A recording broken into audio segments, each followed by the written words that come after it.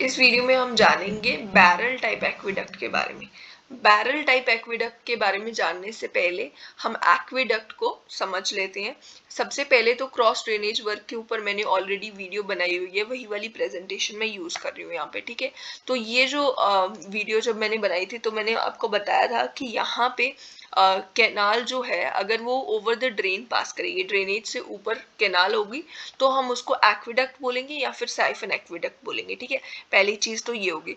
अब एक्वेडक्ट कब बोलेंगे और साइफन एक्वेडक्ट कब बोलेंगे? एक्वेडक्ट हम तब बोलेंगे जब कैनाल का जो बेड लेवल है और जो ड्रेनेज का HFL मतलब हाई फ्लड लेवल, मतलब वो मैक्सिमम कितने हाई तक जा सकता है वाटर का लेवल, वो और कैनाल का जो बेड लेवल है, कैनाल का बेड लेवल ऊपर होगा हाई फ्लड लेवल जो ड्रेन का होगा उससे, ठीक है। मतलब कि ये वाटर जो है यहाँ तक जा रहा है और ये बेड के साथ टच नहीं कर रहा है, इसका मतलब यहाँ से एयर जो होगी वो फ्रीली पास कर सकती है, ठीक है।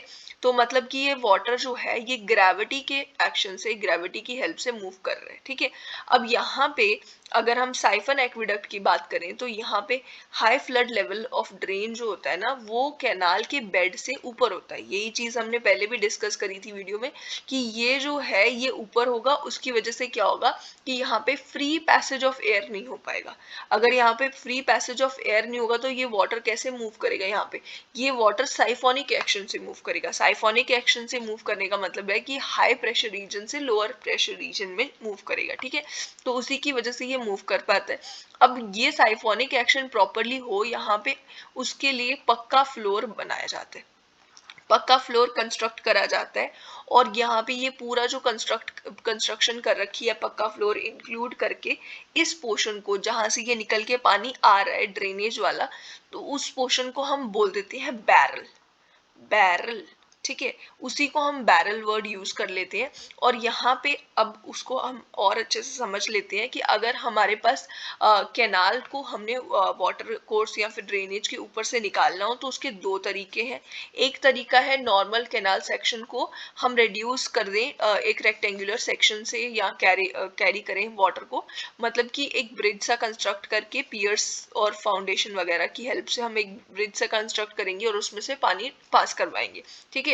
उसके अंदर से उसके नीचे से पानी पास करवाएंगे और उसी को हम बोलेंगे ट्रफ टाइप एक्वेडक्ट। मतलब कि हमारे पास जो पहली वाली केस था एक्वेडक्ट, उसको हम ट्रफ टाइप एक्वेडक्ट बोल सकते हैं, ठीक है।